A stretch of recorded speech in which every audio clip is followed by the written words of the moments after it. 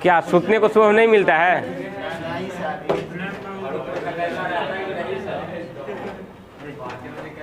देखिए तो फोकस मिला हुआ है, चालू है, स्टार्ट कीजिए तो चालू है। देखिए कल हम लोग सोर्स के बारे में पढ़ रहे थे। सोर्स में यहाँ पे हम लोग मेनली दो टाइप देख रहे थे, डिपेंडेंट और इंडिपेंडेंट। डिपेंडेंट में हम लोग सारा चीज़ देख चुके थे कि यहाँ पे 4 टाइप का मिलता है। इंडिपेंडेंट में हम लोग यहाँ पे देख रहे थे कि सबसे पहले अगर हम लोग क्लासीफाई करें तो यहाँ पे क्या मिल रहा था? प्रैक्टिकल मिल रहा था और दूसरा आइडियल।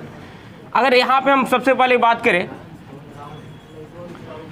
कि कोई भी चीज़ हम लोग आइडियल क्यों पढ़ते हैं, कोई भी चीज़ अगर हम लोग सबसे पहले आइडियल की बात करें तो आइडियल क्यों समझना चाहते हैं, या आइडियल किस क्यों जानना चाहते हैं हम लोग? एरर को पता करने के लिए। एरर को पता करने के लिए। एरर को पता करने के लिए 100% गेन। अगर ऐसे एग्जाम्पल के तौर पर समझा जाए तो आपके गार्जियन भी, आपके यानी कि माँ, जो भी पिताजी होंगे, भाई होंगे, कोई भी बड़े गार्जियन लोग, वो क्या करते होंगे कि दूसरा का एग्जाम्पल लेते होंगे, ठीक है, कि फलानवा के बेटा ऐसे है, तू ऐसे हो। इसका मतलब कि ऐसा क्यों बोलते हैं?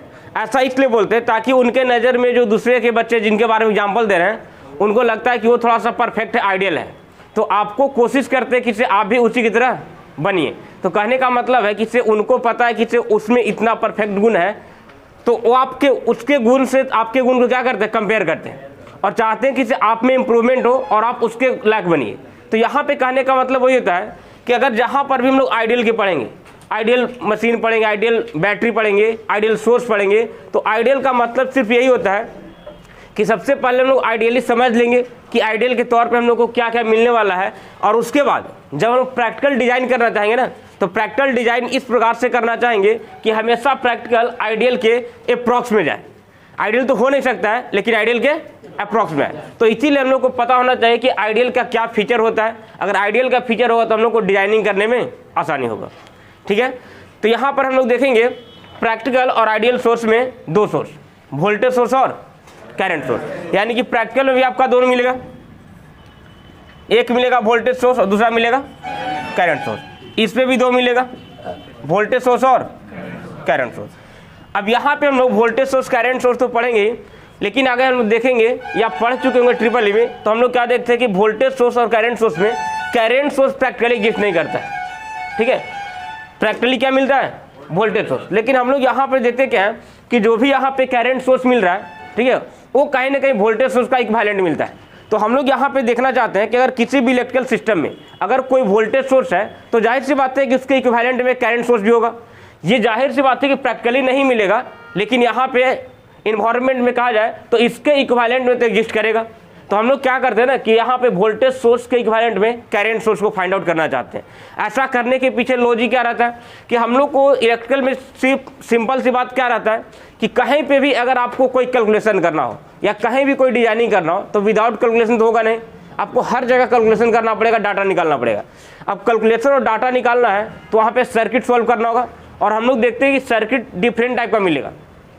कोई सर्किट होगा सिंपल होगा, कोई कॉम्प्लेक्स होगा। तो कहीं कहीं आपको सर्किट में ऐसा दिखेगा कि अगर उस सर्किट में करंट सोर्स अगर वोल्टेज सोर्स के बदले आप लेते हैं तो सोल्व आसानी से हो जाएगा।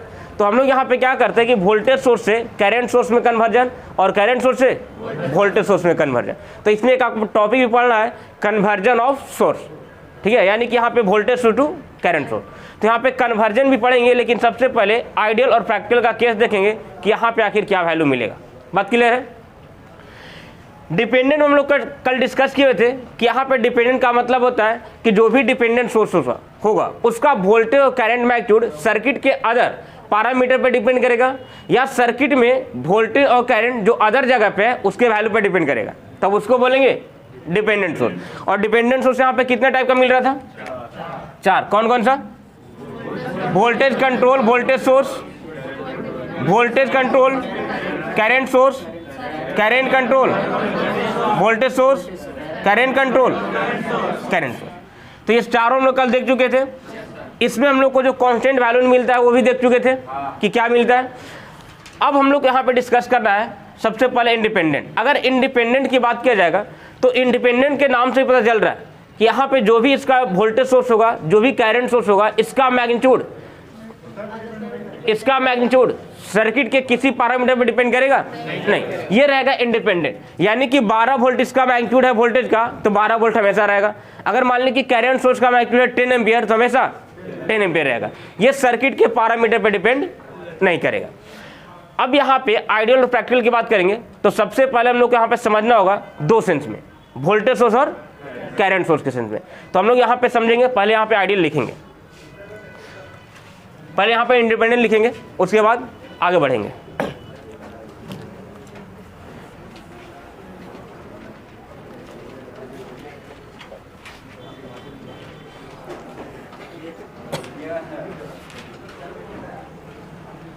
चलिए इंडिपेंडेंट सोर्स लिखिएगा।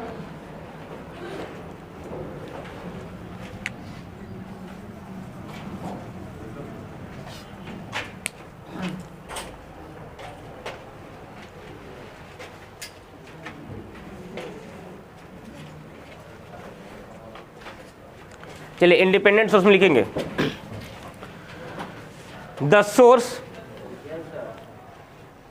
अब कितना रुके यार, the source whose voltage and current magnitude, the source whose voltage and current magnitude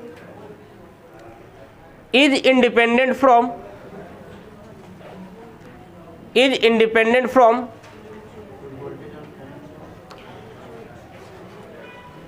the magnitude of, सबसे पहले लिखवा रहे थे the source whose voltage and current magnitude is independent from other parameter of the circuit,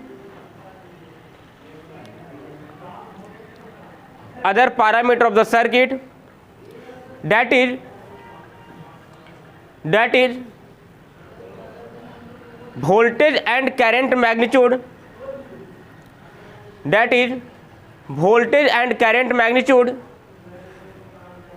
remains constant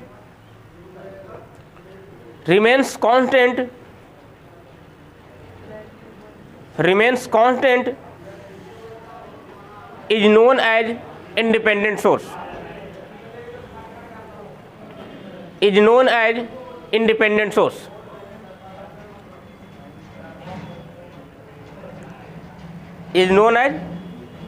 source, उसके नीचे लिखिएगा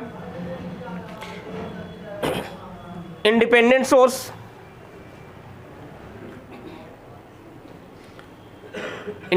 source is mainly classified into two category. Independent source is mainly classified into two category. First में लिखिएगा voltage source and second में current source.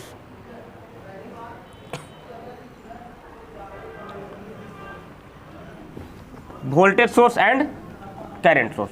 अब यहाँ पे दोनों को समझते हैं, आइडियल और प्रैक्टिकल केस में दोनों। अब वोल्टेज सोर्स बना करके टॉपिक और आगे बढ़ते हम लोग। टॉपिक बनाइएगा वोल्टेज सोर्स।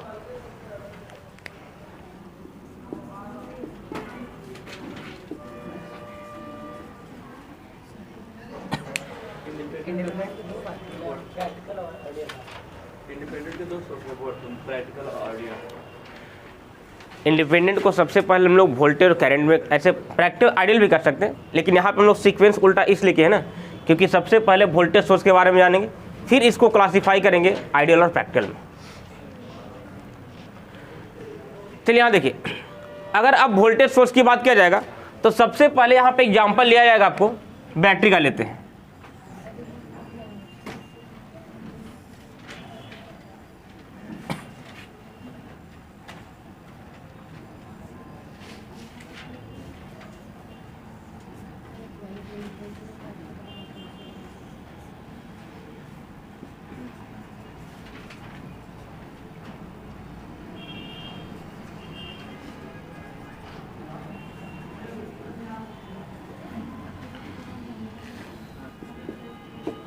चलिए यहाँ देखिए, सबसे पहले यहाँ पे हम लोग को समझना होगा voltage source in term of practical source and ideal source.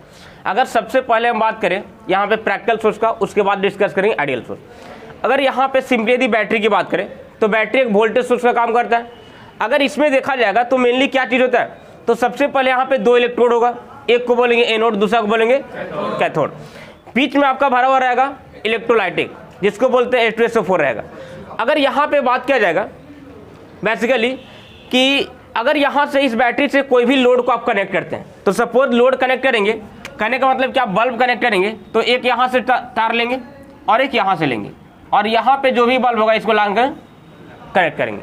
तो अगर सिंपली इस बैटरी का इक्विवेलेंट सर्किट डायग्राम बनाना रहे तो सबसे पहले क्या करेंगे कि हम लोग के पास में सपोज इस बैटरी का मान लीजिए कि 12 वोल्ट मिल रहा होगा, तो 12 वोल्ट मिल रहा होगा तो यहाँ पर देखा जाएगा तो इसके बीच में यदि आप मेजर करते हैं इन दोनों इलेक्ट्रोड के बीच में तो 12 वोल्ट मिलना चाहिए ना।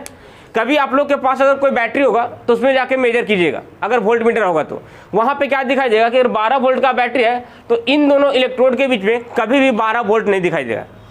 इसके पीछे का लॉजिक क्या है, इसके पीछे का लॉजिक है कि जो भी यहाँ पे डिफाइन किया जाता है वोल्टेज, वो डिफाइन किया जाता है इसके इंटरनल वोल्टेज का।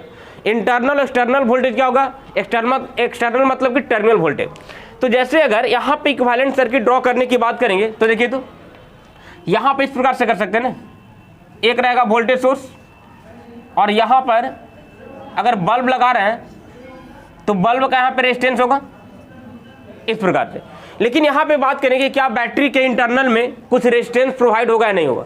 तो सबसे पहले देखिए, तो बीच में हम लोग देख रहे हैं कि बैटरियों को इस प्रकार से सीरीज में अगर कनेक्ट किया जा रहा है तो सीरीज में कनेक्ट करने की वजह से जो भी करंट का यहाँ पे कंडक्शन होगा तो यहाँ से प्लस से करंट निकलेगा, बल्ब में इंटर करेगा, बल्ब से इंटर करते हुए कैथोड में आएगा, कैथोड से आते हुए यहाँ आएगा।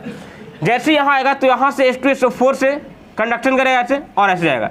तो अगर यहाँ से यहाँ तक देखा जाए तो वायर में तो आपको रेजिस्टेंस रहेगा ही रहेगा, लेकिन अगर बात करें तो यहाँ पे कैथोड में भी रेजिस्टेंस मिलेगा, एनोड में भी रेजिस्टेंस मिलेगा और H2SO4 में भी रेजिस्टेंस प्रोवाइड किया जाएगा। तो कहने का मतलब है कि टर्मिनल वोल्टेज मिलने से पहले बीच में आपका कुछ रेजिस्टिव पाथ दिखाई दे रहा है। तो जाहिर सी बात है कि अगर रेजिस्टिव पाथ दिखाई दे रहा है और यहाँ पे रेजिस्टेंस सीरीज में पूरा कनेक्शन हो रहा है, इसका मतलब क्या हो रहा है कि बैटरी के साथ में एक इंटरनल रेजिस्टेंस होना चाहिए। इंटरनल क्यों होना चाहिए, क्योंकि ये जो यहाँ पे मिल रहा है रेजिस्टेंस, ये बैटरी के किस पार्ट में है, इंटरनल पार्ट में है। तो यहाँ पर अगर इंटरनल पार्ट में है तो अगर कुछ भी यहाँ से करंट ड्रॉप करता है, करंट यदि फ्लो करता है तो जाहिर सी बात है कि इसमें रेजिस्टेंस होने की वजह से इसमें कुछ ना कुछ वोल्टेज ड्रॉप करेगा। तो अगर मान ली कि अंदर में 12 वोल्ट बन रहा है और सपोज मान ली कि इसके तीनों पार्ट मिला करके 2 वोल्ट ड्रॉप कर जाएगा, तो यहाँ क्या 12 वोल्ट मिल पाएगा, नहीं मिल पाएगा। यहाँ जब भी मिलेगा तो ड्रॉप होने के बाद मिलेगा। अब यहाँ पे हम लोग क्या करते हैं कि ड्रॉप होने के बाद मिल रहा है क्योंकि इंटरनल रेजिस्टेंस बैटरी के अंदर है। अब यहाँ पे अगर बैटरी के अंदर इंटरनल रेजिस्टेंस है तो हम लोग को यहाँ पे देखना होगा कि जो भी इंटरनल रेजिस्टेंस होता है वो बैटरी के कौन से कनेक्शन में होगा, सीरीज में होगा। तो यहाँ पे शो करने के लिए क्या करते हैं कि बैटरी के सीरीज में एक स्मॉल रेजिस्टेंस को शो करते हैं जिसको बोलेंगे इंटरनल रेजिस्टेंस। तो अगर बैटरी के सीरीज में दिखाना हो तो हम लोग बेसिकली यहाँ पे लगाते हैं इस प्रकार से, और यहाँ पे जिसका जितना भी वैल्यू होगा। तो अब यहाँ पे बात करते हैं, डिस्कस करते हैं वैल्यू के टर्म में, यानी कि इसको बोल देंगे आर इंटरनल और ये हो जाएगा आपका ईएमएफ।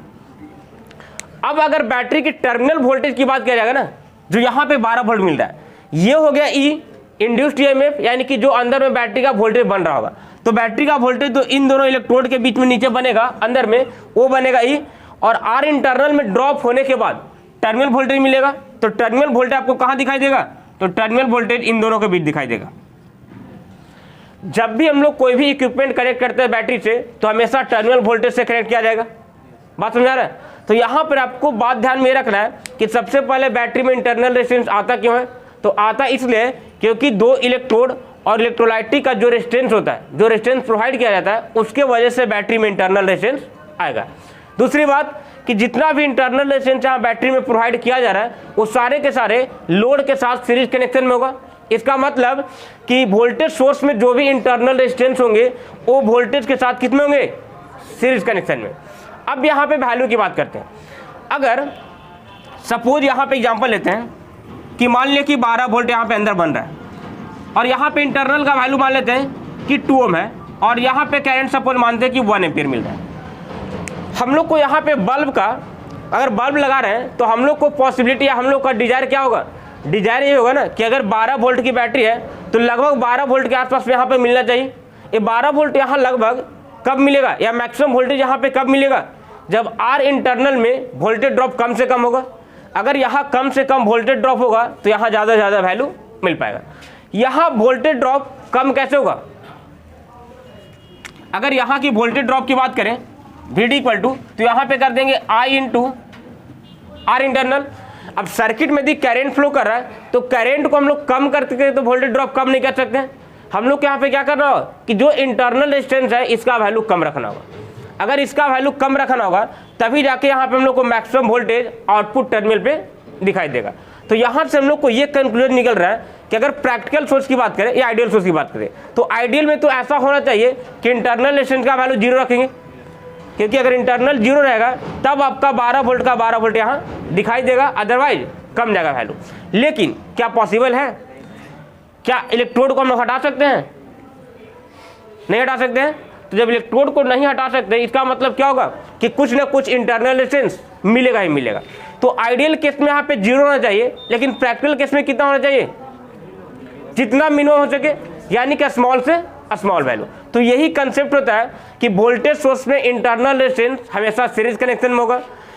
अगर आइडियल की बात करें तो आइडियल में इंटरनल रेजिस्टेंस का वैल्यू 0 होना चाहिए, प्रैक्टिकल केस में बहुत ही स्मॉल होना चाहिए। तो इतना बात समझ आ रहा है। तो ये आपका हो गया आइडियल और प्रैक्टिकल का कंसेप्ट। अगर बात करते हैं यहाँ पे डायग्राम के बेसिस पे, तो कहने का मतलब है कि अगर मान लें कि कोई भी वोल्टेज सोर्स हम लोग लगाते हैं, सपोज ये वोल्टेज का मैग्नीट्यूड है और ये मान लेते हैं कि टाइम है, यानी कि ऑपरेशन ऑफ टाइम है, या कह सकते हैं कि इसको आप करंट भी ले सकते हैं। देखिए अगर सबसे पहले हम आइडियल की बात करें तो आइडियल की यदि बात करेंगे तो यहाँ पे देखा जाएगा तो इंटरनल रेजिस्टेंस का वैल्यू तो कुछ नहीं मिल रहा है। जब इंटरनल रेजिस्टेंस का वैल्यू कुछ नहीं मिल रहा है तो क्या यहाँ पे कोई ड्रॉप होगा, नहीं होगा, यानी कि टर्मिनल वोल्टेज पे हमेशा 12 वोल्ट मिलते रहेगा। और यहाँ पे जो लोग भी ले रहे हैं वो ले रहे हैं टर्मिनल वोल्टेज की बात करें। अगर यहाँ पे अगर ये बल्ब को रिक्वायरमेंट 1 एम्पियर हो रहा है तो यहाँ से 12 वोल्ट इसके क्रॉस सप्लाई जाएगा। अगर यहाँ पर बल्ब को 2 एम्पियर भी रिक्वायरमेंट होगा तो कितना वोल्ट मिलेगा, तो भी 12 वोल्ट मिलेगा। अगर इसको 10 एम्पियर रिक्वायरमेंट है तो भी 12 वोल्ट, यानी कि करंट के वैल्यू को आप कितना ही बढ़ा दीजिए यहाँ पे टर्मिनल पे 12 वोल्ट मिलेगा तो मिलेगा। यानी कि आइडियल केस में अगर बात करें तो यहाँ पर क्या होगा कि हमेशा ये वैल्यू कांस्टेंट मिलेगा ना। लेकिन यदि प्रैक्टिकल की बात किया जाएगा तो थोड़ा सा भी एग्जांपल समझिएगा। अगर यहाँ पे 12 वोल्ट है, 1 एम्पियर का करंट बल्ब ले रहा है, यहाँ पे अभी 1 ओम कर देते हैं, तो अगर 1 ओम इंटरनल रेजिस्टेंस है तो 1 वोल्ट यहाँ ड्रॉप करेगा, कितना मिलेगा, 11 वोल्ट मिलेगा। अगर यहाँ से करंट बढ़ा करके 2 एम्पियर कर दें तो करंट 2 एम्पियर करेंगे तो वोल्टेज ड्रॉप इंटरनल में कितना मिलेगा, 2 वोल्ट। टर्मिनल पे कितना वोल्टेज मिलेगा, 10 वोल्ट, यानी कि वोल्टेज कम गया। करंट के वैल्यू को और बढ़ाते हैं, यानी कि 3 एम्पियर करेंगे तो यहाँ पे 3 वोल्टेज ड्रॉप कर जाएगा, यहाँ कितना मिलेगा, 9 वोल्ट। यानी कहने का मतलब ये हो रहा है कि जैसे जैसे लोड करंट को बढ़ाते जाएंगे वैसे वैसे टर्मिनल वोल्टेज डिक्रीज करते जाएगा। और ये किस में होगा, प्रैक्टिकल सोर्स पे। तो यहाँ पर अगर प्रैक्टिकल सोर्स का आप डायग्राम बनाएंगे तो जैसे जैसे करंट बढ़ रहा है वैसे वैसे इसका टर्मिनल वोल्टेज ड्रॉप करते जाएगा। तो ये बन गया किसके लिए, ये बन गया आइडियल के लिए और ये बन गया प्रैक्टिकल के लिए।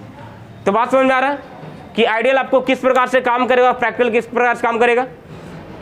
अगर यहाँ पे आइडियल में हम लोग को पता नहीं रहता कि यहाँ पे आइडियल का वैल्यू 0 रखना सबसे बेस्ट होगा, तो क्या हम लोग इसका रेजिस्टेंस के वैल्यू को ये पता चल पाता है कि इसको मिनिमम से मिनिमम रखना है, नहीं। तो ये चीज हम लोग डिसाइड करते हैं आइडियल के बेसिस पे कि किस प्रकार से प्रैक्टिकल को डिजाइन किया जाएगा।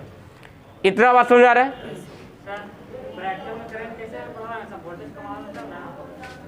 नहीं भाई, करंट यहाँ पे बढ़ता है लोड के बेसिस पे।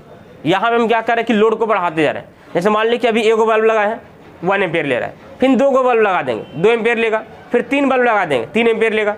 तो यहाँ से अगर करंट बढ़ रहा है लोड के बेसिस पे तो यहाँ से टर्मिनल वोल्टेज चेंज होगा प्रैक्टिकल केस में। ये तो बात समझ आ रहा है, क्लियर हुआ। नहीं।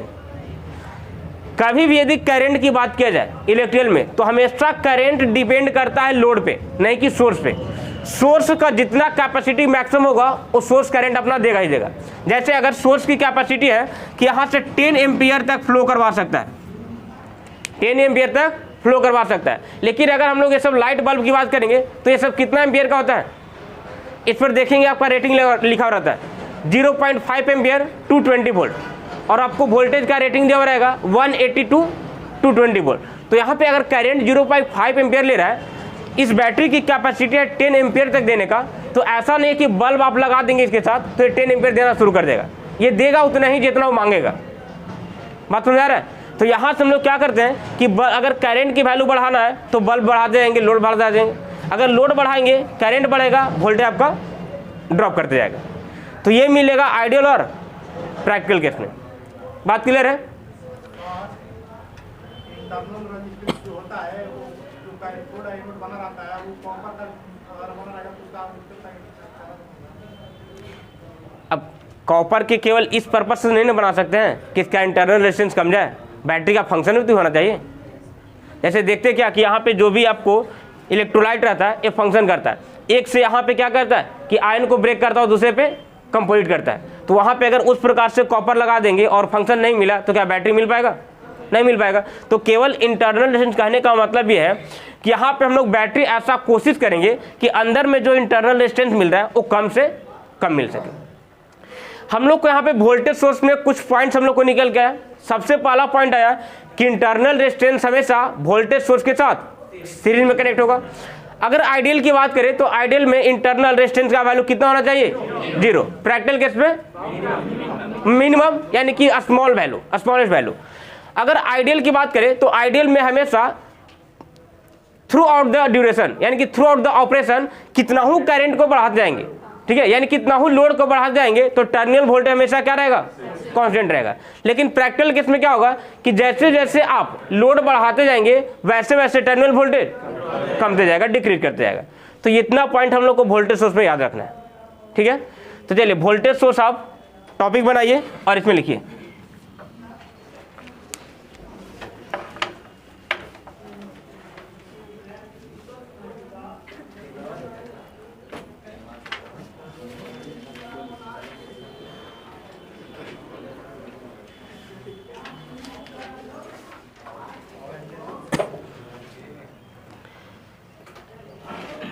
चलिए वोल्टेज सोर्स पे लिखेंगे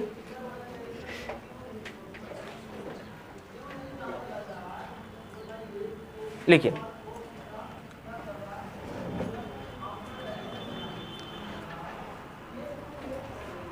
अच्छा वोल्टेज सोर्स भी लिखवाना पड़ेगा कि वोल्टेज सोर्स किसको बोलेंगे? अच्छा लिखिए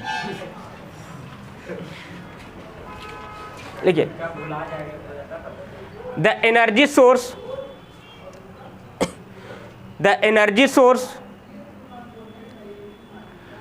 which supply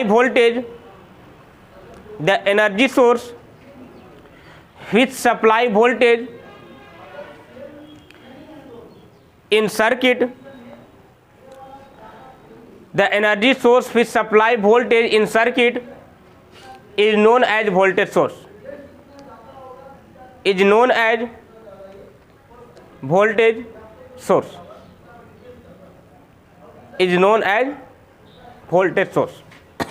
पैराग्राफ चेंज करके लिखेंगे in voltage source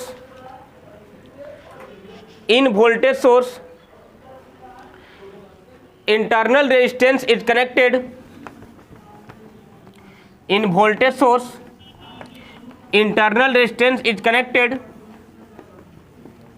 in series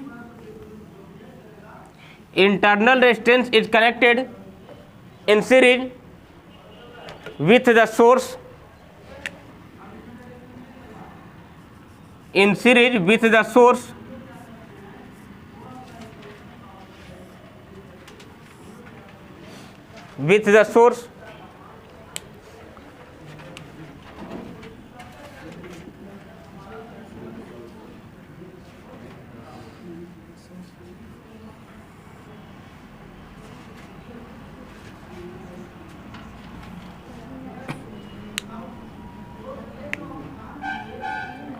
चलिए अभी डायग्राम पहले बनाइए।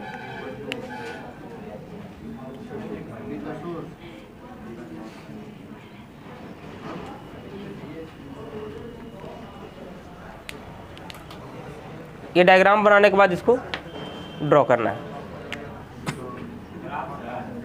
हाँ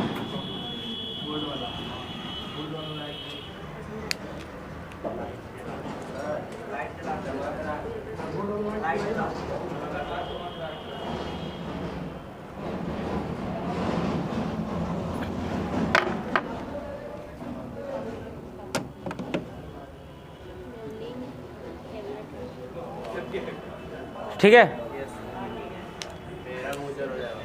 रहने दीजिए।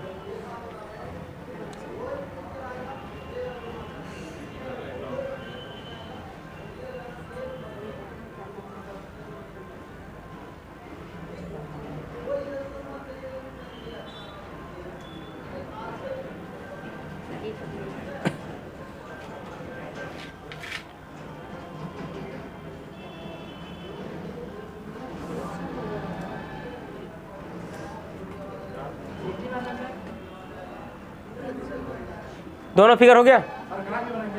हाँ दोनों।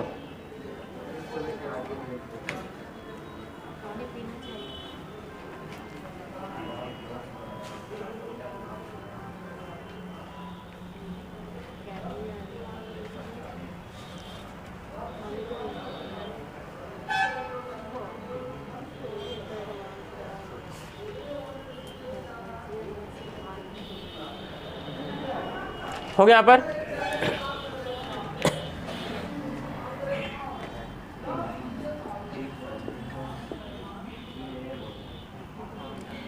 चलिए इसके नीचे ही लिखिएगा, नोट पॉइंट करके आप पॉइंट लिख करके लिखिएगा, ऐसे ही लिखेंगे। In ideal voltage source, in ideal voltage source internal resistance should be zero, internal resistance should be zero, but in practical voltage source,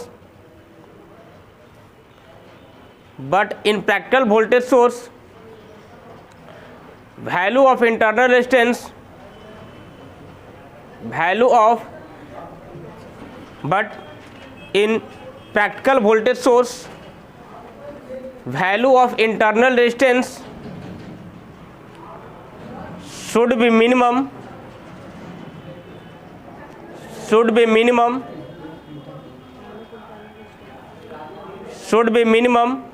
as possible.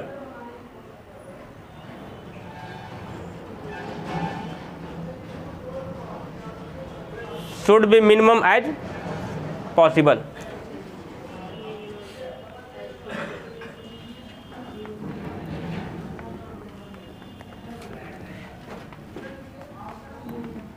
अब नेक्स्ट बात करते हैं यहाँ पे करंट सोर्स।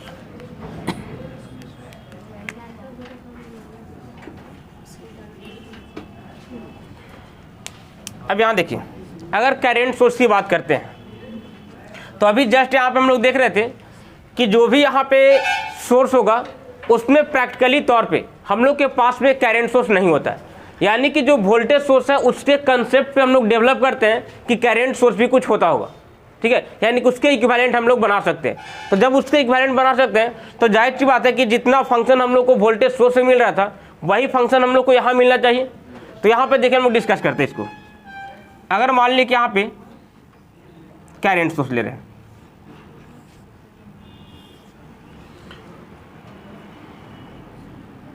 यहाँ पे इसको मान रहे हैं कि IT टर्मिनल करंट है।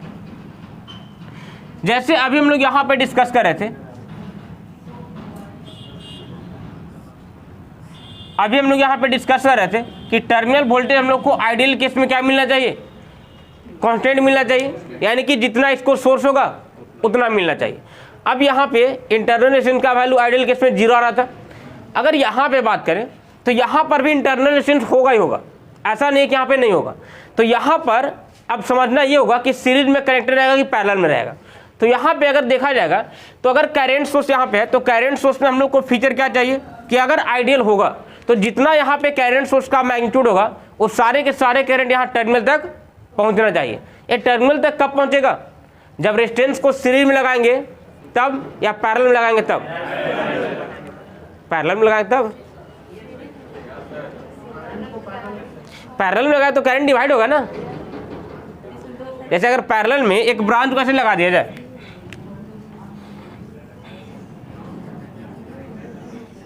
ऐसे लगा दिया जाए, तो यहां से जितना भी करंट निकलेगा, सपोज एक लोड यहां भी लगा दे, तो यहां से जो भी करंट निकलेगा इधर भी करंट आएगा, इधर भी आएगा, तो क्या टर्मिनल पे मिल पाएगा?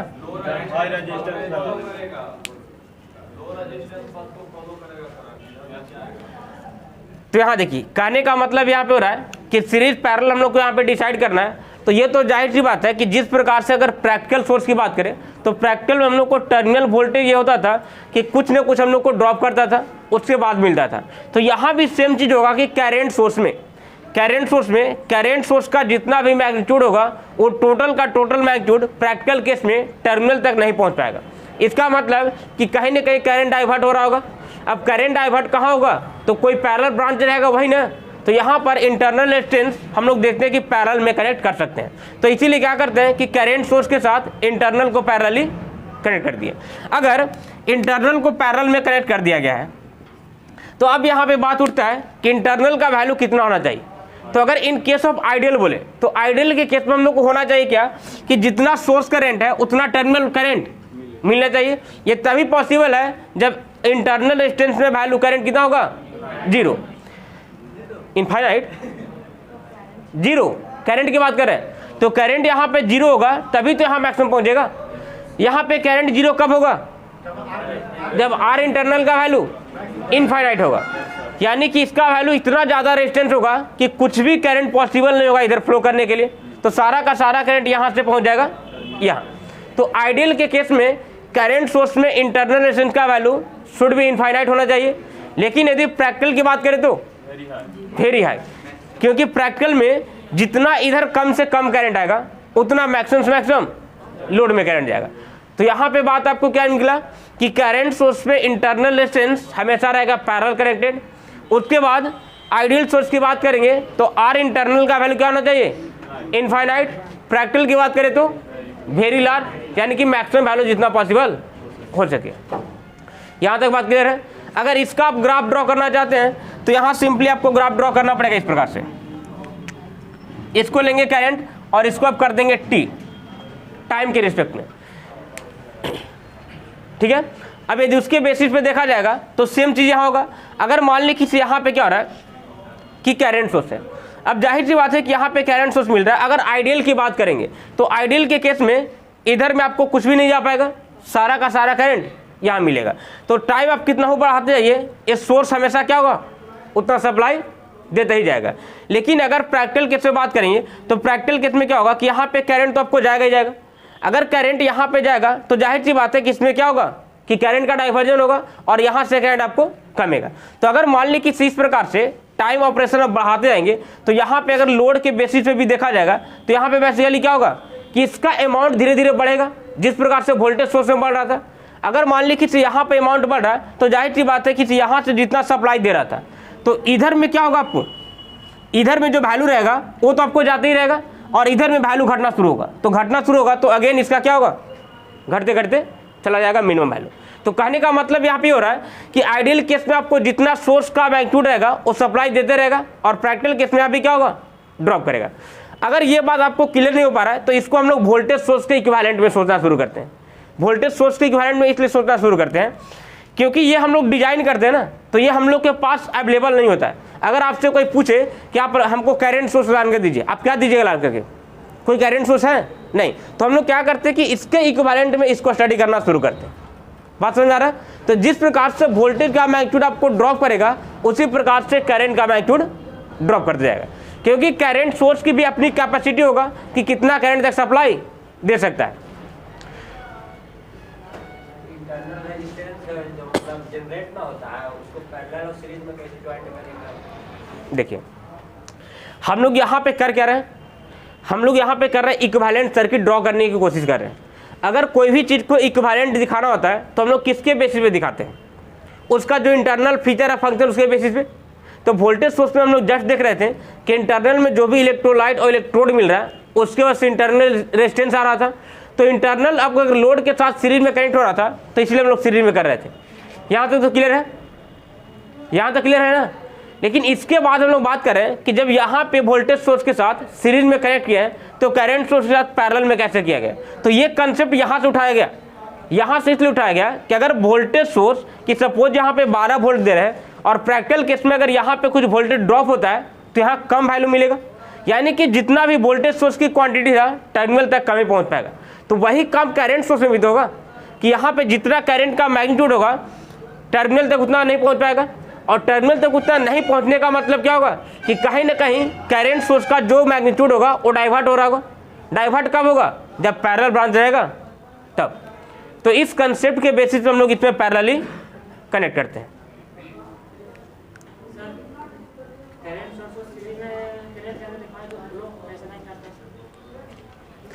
फ्लो करेगा, लेकिन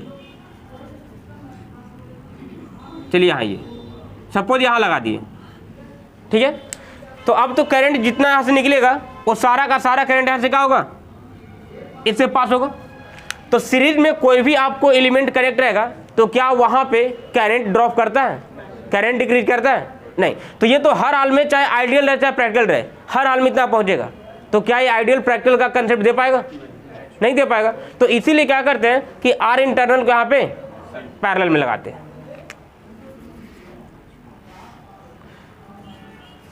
अगर यहाँ पे आप लोग ये कोशिश कर रहे होंगे सोचने का कि हम लोग को ये समझ में आ जाए कि से आखिर ऐसा क्यों होता है, तो इसके पीछे का लॉजिक नहीं समझ में आएगा। क्यों, क्योंकि यहाँ पे आपको इसके लॉजिक से यहाँ उठाना पड़ेगा।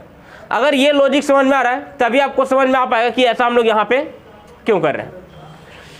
क्योंकि इसको हम लोग अपनी मर्जी से कुछ नहीं कर रहे हैं, इसको हम लोग करने के लिए यहाँ से सारे बात को उठाए हुए हैं कि जो बात यहाँ मिल रहा होगा वही बात यहाँ इम्प्लाई होना चाहिए। और उसी की वजह से अगर यहाँ पे अभी देखें कि सीरीज में लगाएंगे तो यहाँ पे आइडियल प्रैक्टिकल का कोई कंसेप्ट नहीं निकलेगा। तो आइडियल प्रैक्टिकल का कंसेप्ट तभी निकलेगा ना जब इसको लगा दिया जाएगा पैरेलल में। तो इसीलिए इसको हम लोग पैरेलल में लगाते हैं। और कोई डाउट? तो यहाँ से हम लोग को करंट सोर्स में 3 बातें निकल के आया। सबसे पहला बात कि जो भी इंटरनल रेजिस्टेंस होगा वो करंट सोर्स के साथ पैरेलल में कनेक्ट होगा। अगर आइडियल करंट सोर्स की बात करेंगे तो वैल्यू कितना होगा, इनफाइनाइट होना चाहिए, और प्रैक्टिकल सोर्स में मैक्सिमम होना चाहिए। बात क्लियर है? क्या हुआ परमजीत, कोई डाउट? डाउट तो डिस्कस कर सकते हैं यहाँ पे, हो गया? चलिए तो आप करंट सोर्स लिख के डाल दीजिएगा।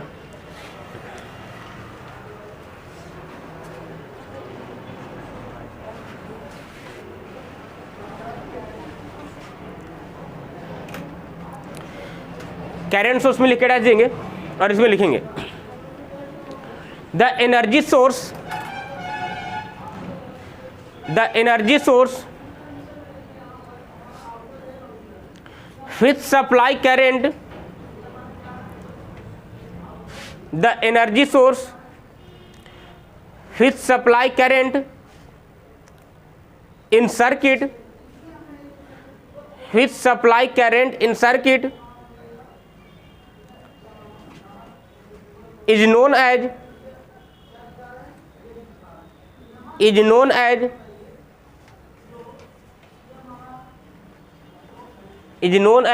current source.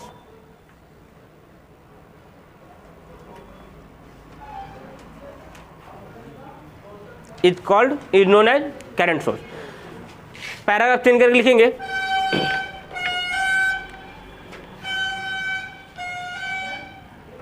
current source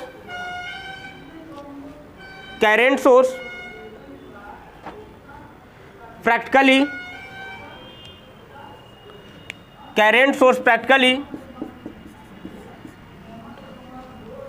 does not exist.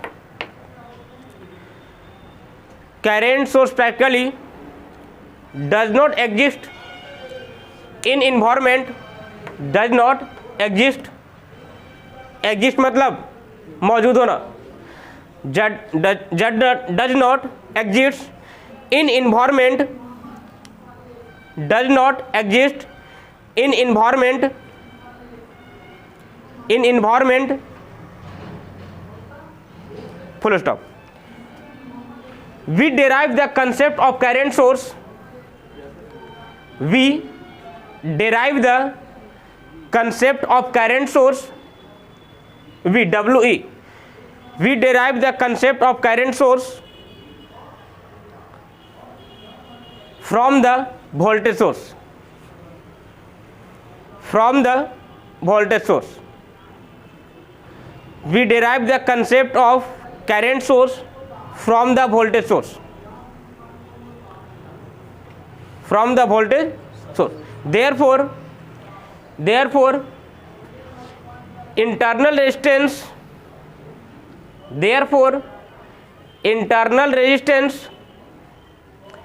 should be connected in parallel, therefore internal resistance should be connected in parallel with the current source,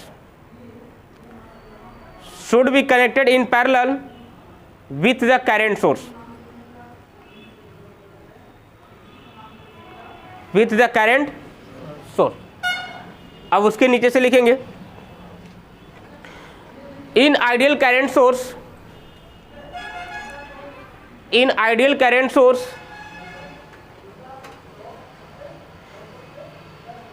value of internal resistance, value of internal resistance should be infinite, value of internal resistance should be infinite, and in practical current source, and in practical current source, and in practical current source value of internal resistance, value of internal resistance, and in practical current source value of internal resistance should be large as possible.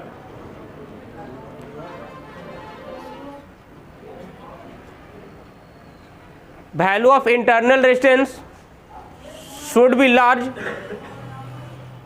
as possible, should be large as possible. अब ये दोनों बना लीजिए, ये circuit और इसको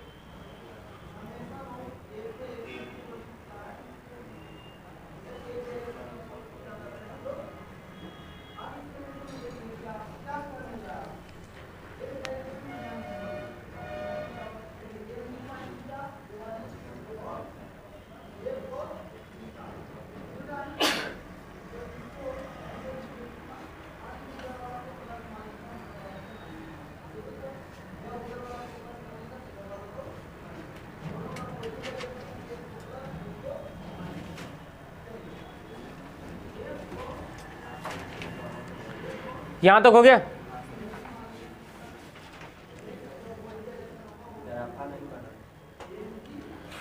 चलिए अब इसमें देखना है हम लोग को कन्वर्जन ऑफ सोर्स, यानी कि voltage source to current source and current source to voltage source.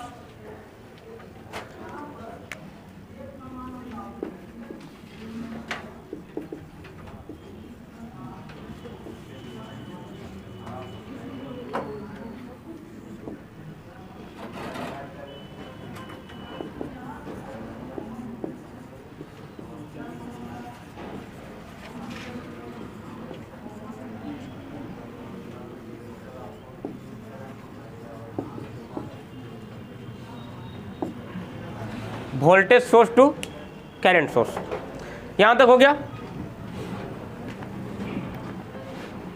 अब यहां देखिए हम लोग को सोर्स कन्वर्जन क्यों करना पड़ता है। तो अगेन सेम चीज है कि अगर मान लीजिए कि कोई आप सर्किट सोल्व कर रहे हैं और वोल्टेज सोर्स वहां पे गिवन है और ऐसा रिक्वायरमेंट आपको पता चल रहा है कि अगर वोल्टेज सोर्स की जगह पे करंट सोर्स दिया रहता तो सर्किट आसानी से सोल्व हो जाता। तो अगर हम लोग को एक कंसेप्ट पता रहे कि कोई भी वोल्टेज सोर्स को करंट सोर्स में कैसे हम लोग कन्वर्ट करते हैं तो हम लोग को आसानी से हो जाएगा। तो इसीलिए हम लोग यहाँ पे क्या करते हैं कि सबसे फर्स्ट में पढ़ते हैं यहाँ पे कन्वर्जन ऑफ द सोर्स। तो वोल्टेज से करंट सोर्स और करंट से वोल्टेज सोर्स पढ़ेंगे। तो सबसे फर्स्ट में voltage source to current source. तो अगर voltage source to current source की बात करेंगे और यहाँ पे हम लोग जो भी कन्वर्जन करेंगे वो प्रैक्टिकल सोर्स का करेंगे। तो यहाँ पर इंटरनल रेजिस्टेंस भी होगा,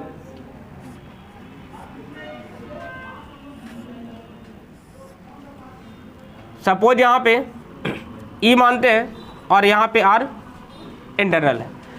अगर इस प्रकार से देखा जाएगा तो इसके इक्विवेलेंट में एक करंट सोर्स चाहिए और हम लोग को पता है कि करंट सोर्स के साथ इंटरनल रेजिस्टेंस हमेशा पैरेलल में रहता है। तो यहां पर हम लोग पैरेलल कनेक्ट कर देंगे। अब हम लोग को देखिए यहां पे चाहिए क्या, इसको समझते हैं।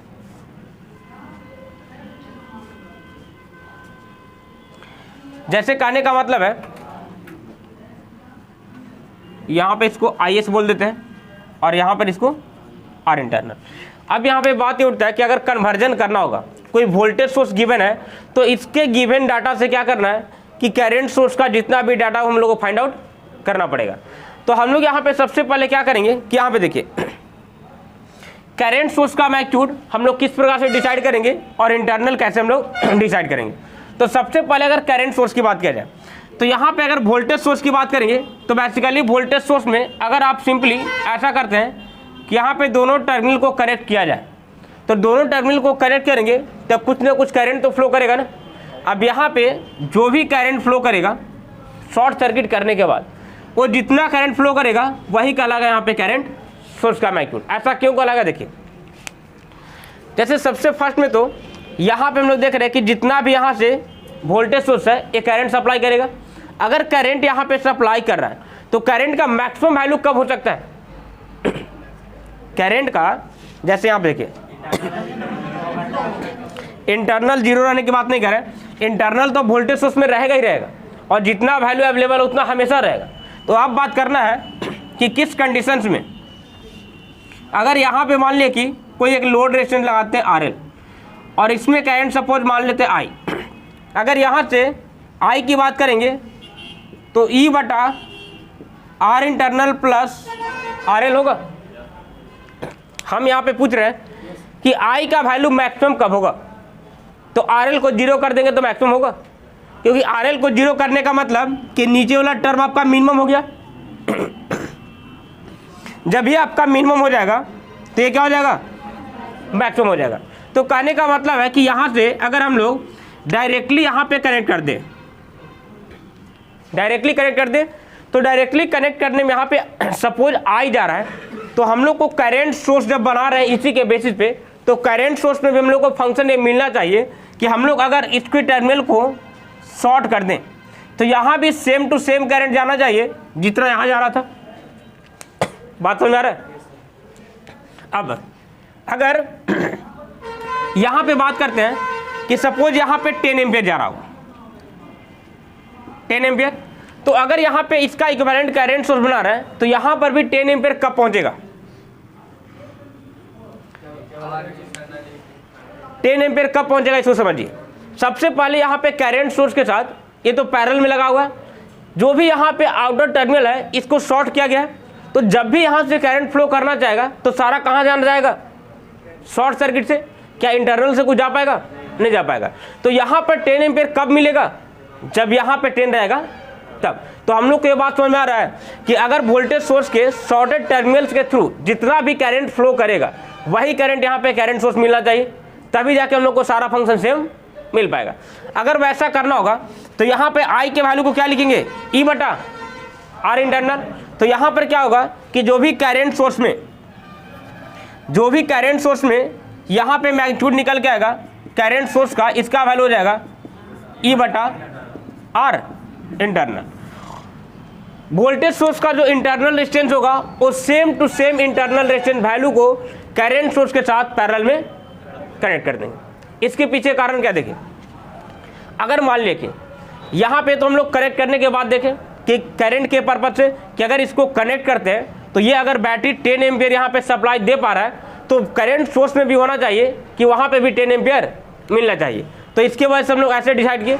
अब वोल्टेज से मैच करवाते हैं। अगर यहाँ पे हम ओपन रख रहे हैं, ओपन रख रहे हैं तो ओपन रखने का मतलब यहाँ पे क्या हो रहा है कि इसके बीच में जितना भी टर्मिनल वोल्टेज मिलना चाहिए वो सारा का सारा वोल्टेज यहाँ मिलना चाहिए ना। तो अब यहाँ देखिए, यहाँ पे टर्मिनल वोल्टेज की बात करेंगे तो आर इंटरनल में कुछ भी ड्रॉप होगा, नहीं ड्रॉप होगा, तो यहाँ पे कोई भी ड्रॉप नहीं होगा, तो यहाँ पे वोल्टेज कितना मिल जाएगा, ई मिल जाएगा।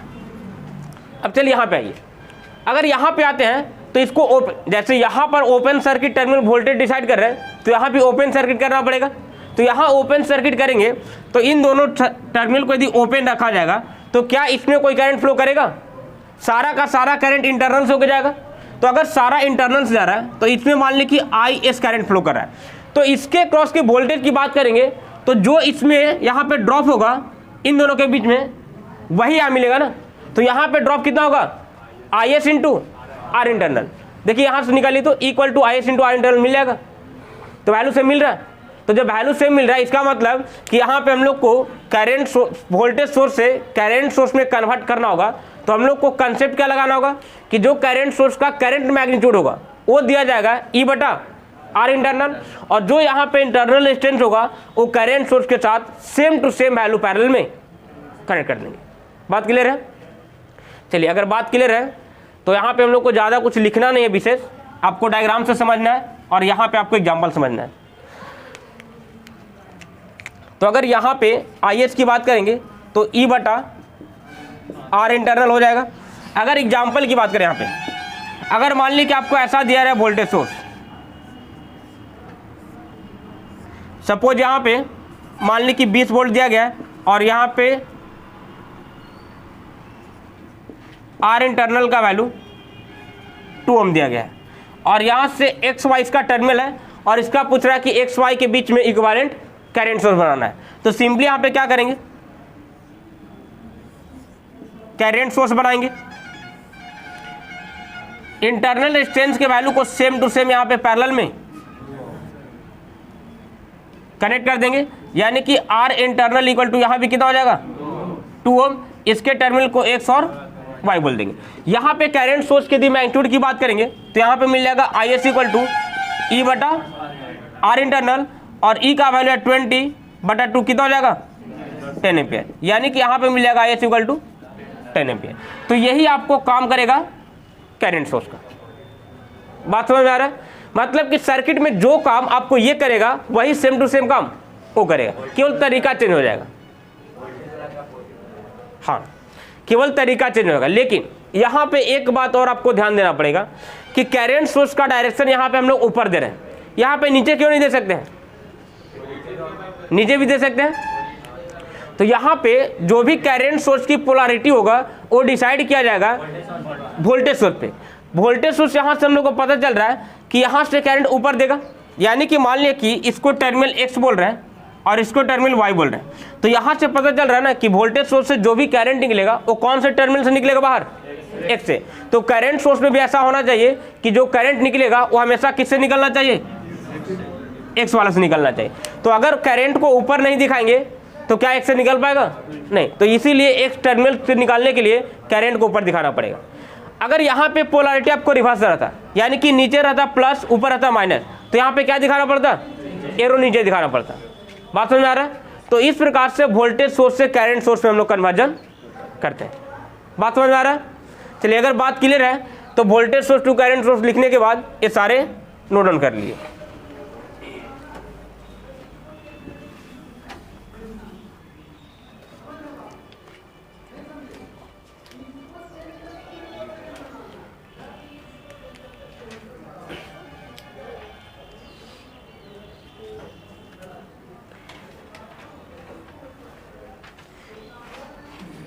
पहले ये दोनों फिगर बनाइएगा, उसके बाद थोड़ा सा लिखवाते हैं इसमें।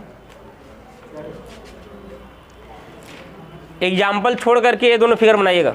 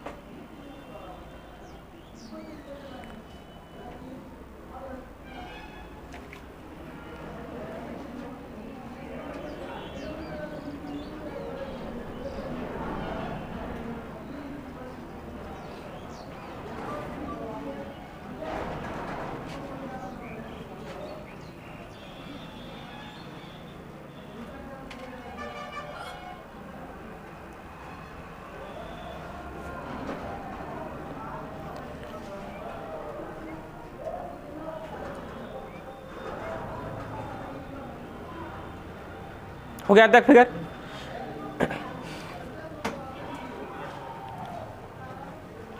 फिगर हो गया तो उस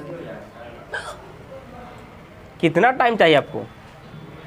चलिए अगर फिगर हो गया होगा तो रूल फर्स्ट लिख करके डैश दीजिएगा, यानी कि रूल फर्स्ट में लिखिएगा।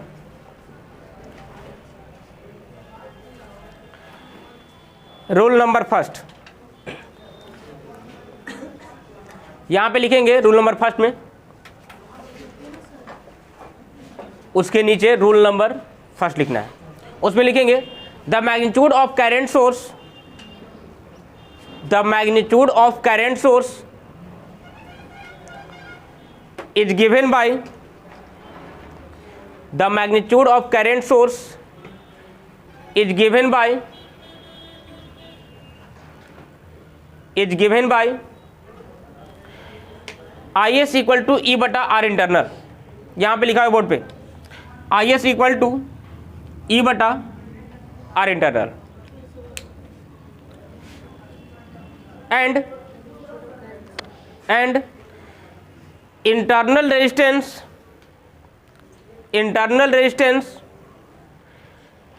is connected in parallel with the current source, and internal resistance is connected in parallel with the current source, of equal magnitude of current source.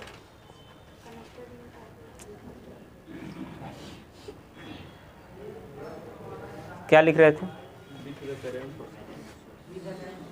Internal resistance is connected in parallel with the current source. हाँ, internal resistance connected in parallel with the current source of same magnitude of voltage source internal resistance, same magnitude of voltage source internal resistance.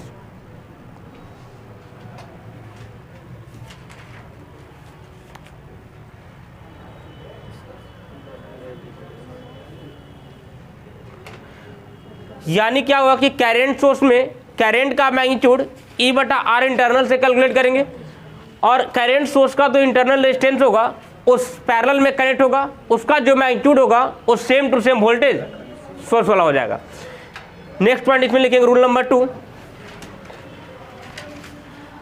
The direction of current source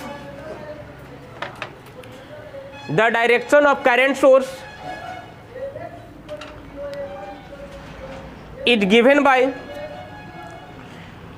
the direction of current source is given by according to the polarity of voltage source, according to the direction of current source, the direction of current source is given by, sorry, is given by लिखा हुआ है। देखिए अगर बीच में आप लोग को छूटे न आ जाइए, अगर बीच में किन्हीं को छूटे तो आसपास से देख लीजिए, और नहीं तो वहाँ स्पेस छोड़ दीजिए, क्योंकि सीक्वेंस थोड़ा सा गड़बड़ा जाता है।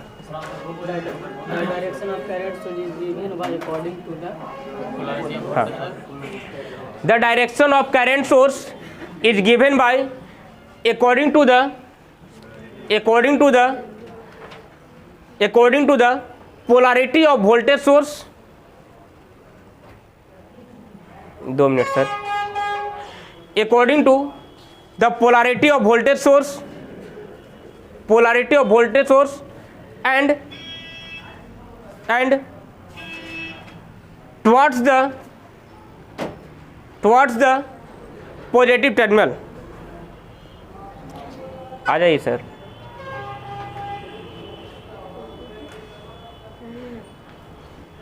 टुवर्ड्स द पॉजिटिव टर्मिनल, इसका मतलब क्या हुआ कि जिधर पॉजिटिव टर्मिनल रहेगा उधर आपको करंट का डायरेक्शन शो कर देना है। यहाँ तक बात क्लियर है। अब उसके बाद वो दोनों एग्जांपल नीचे ड्रॉ कर लीजिए।